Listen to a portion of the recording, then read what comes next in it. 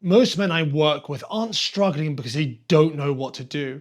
They're struggling because the fitness industry keeps pulling them towards something new every few weeks. A new diet, a new protocol, a new reason your current approach isn't working. And nearly all of them involve some form of suffering you can't sustain. It shouldn't be that way. My name is Adam, I'm a performance nutritionist, and over the last 10 years, I've helped over 200 men get lean and significantly improve their health. I want to share with you the 7 fat loss myths, at this point feel more like lies. You skip breakfast, maybe even lunch too. You tell yourself you're saving those calories for later, and you're just being disciplined. I used to do the same thing until I realized that was the exact thing that was keeping me on a diet. When you consistently don't eat, your body doesn't just carry on as normal. It starts conserving. It has no idea you're doing this on purpose. All it knows is food isn't coming in, so it gets efficient. You burn less, but that's only part of the problem. And when you do eat, you're starving and you make the wrong choices. And after helping over 200 men lose fat, I see this pattern constantly. The guys who skip breakfast and lunch, then somehow eat 3,000 calories between 7 and 10 p.m. and can't figure out why they're not losing fat. Eat breakfast and eat lunch. They don't have to be huge meals if you're not hungry, but at least eat enough to prevent yourself from heading to dinner starving. 500 calories of chicken and potatoes versus 500 calories of biscuits. Yes, it's the same number. So same result, right? Not even close. Daily, I go through clients' food diaries and identify food swaps that are going to keep them fuller. Even if it's just swapping out a wrap for a potato or two, this will make a significant difference. Two foods with the same calories can do completely different things to your hunger, your energy, and how easy it is for you to stay in a deficit. For example, those biscuits digest fast and they're extremely easy to overeat. There's no protein, there's no fiber. You're just hungry an hour later and you want more biscuits. The chicken and potatoes, you're at least satisfied for hours. The source of your calories determines how hungry you are for the rest of the day, and that matters most when you're trying to eat less. You could hit your calorie target on junk and still be hungry all day. Or you could eat a lot more food made up of protein and fiber and generally find it easier to stay on track. Yes, calories matter, but the quality matters just as much. This one has been around for decades and it still won't die. You see the success stories, not the millions of men that quietly fail every year. I'm telling you, there are millions. Carbs are not the reason you're carrying extra fat. A calorie surplus is the reason you're carrying extra fat. And you can get into a calorie surplus with or without carbs on your plate. Your body runs on carbohydrates. Your brain uses them. Your muscles use them during training. And they're not optional extras you can ditch without consequences. Now, ultra processed carbs, the stuff that comes in packets, that's worth keeping an eye on. Not because they're carbs, but because they're easy to overeat and don't keep you full. But potatoes, oats, rice, that's not what's holding you back. The real problem with low carb diets is sustainability. Sure, they work for a few weeks, then you're at work, like at an event or out with your friends, and it just falls apart.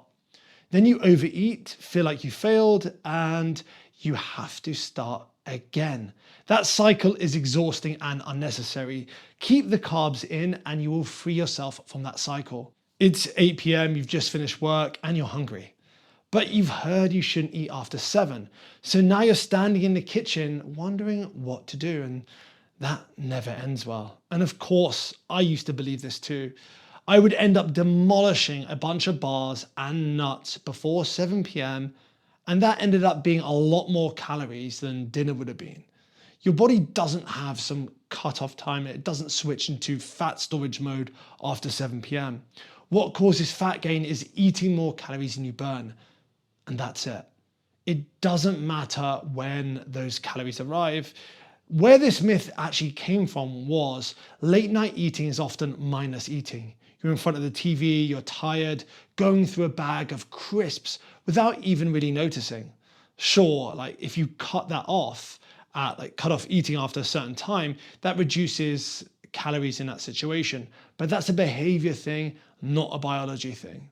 For guys who work late and can't get to dinner until later, this myth can lead to skipping this meal, ruining your sleep, or just overeating on snacks because they don't want to eat after 7 p.m. Total calories across the day, that's what matters. If a 600 calorie deficit works, a 1,200 calorie deficit works twice as fast. That sounds logical, right? It isn't. When you restrict heavily, your body adapts. It senses something's wrong and it starts burning less. The deficit you created shrinks on its own and progress eventually stalls. But that's pretty minimal and certainly not your biggest concern. Let's say you're busy and structured during the week and you're able to keep this going until Thursday. Then you grab a drink out or maybe just a meal. You overeat, weigh in Friday and you're shocked. Then you try to dial it in Friday and end up just letting it slip again. The weekend ends up a write-off, and this keeps happening. Now, even if you were successful with aggressive dieting, there's the rebound. You are so far from maintenance calories and end up loosening up when you're at the finish line to try and eat normal again. Then before you know it, the weight is coming back faster than it left you. And it's easy to think that this was a lack of motivation or discipline. It's neither. That's what happens when you restrict too hard for too long, your hunger takes over. A moderate but meaningful deficit works best for most people. That's 20 to 25% below maintenance. And you can work that out using my free fat loss calculator below. More effort means better results, so you train 6 days a week, weights plus cardio, and you push hard every session. I used to do the exact same thing, and I would either end up injured or sick. Remember, training is a stress, and the right amount triggers adaptation. You get fitter, leaner, stronger. But that adaptation happens during recovery, not during the session. And if you never recover, you're just adding stress on top of stress. Chronically high training loads keeps cortisol elevated, and cortisol, particularly over a long period, can lead to more calories consumed, lower energy, less sleep, and more injuries. So if you're working harder than you can recover from, this may be the reason you're struggling. I've had clients training twice a day and they were barely making progress. We reduced their sessions, prioritized recovery, and the results came. Less done properly beats more done poorly. You've been on your plan for a few weeks now, training's going well, and you feel better. You notice your clothes are fitting better, and even someone at work says you look like you've lost weight. Then you step on a scale, and it hasn't moved. And suddenly, none of that matters. Here's the problem. The scale measures your total body weight, that's all. It doesn't tell you how much fat you've lost. It doesn't tell you how much muscle you've built. And it doesn't account for water, for glycogen, and for the fact you had a bigger meal last night.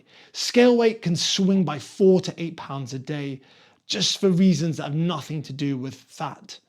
Judging your progress by a single morning weigh-in is like judging the weather with one forecast. Deciding what the whole month is going to be like just from one day. Although you probably can do that in London, but you know. I've seen guys get stronger, leaner, better looking, but the scale barely moves because they're building muscle and losing fat at the same time. They feel like they're failing and they're not. The scale just can't see what's happening. I do recommend weighing yourself at least 3 times a week so then you can get an average, but also track how your clothes fit. Take pictures bi-weekly and please track your strength in the gym. Then if your belt is on a tighter hole than it was 6 weeks ago, that's progress. The actual number on the scale is less relevant. So 7 myths, all of them widespread, all of them plausible sounding, and all of them quietly making fat loss harder than it needs to be. I make videos to make fitness easier, not harder. So if you enjoyed this video, subscribe and watch this video next. I'll see you there.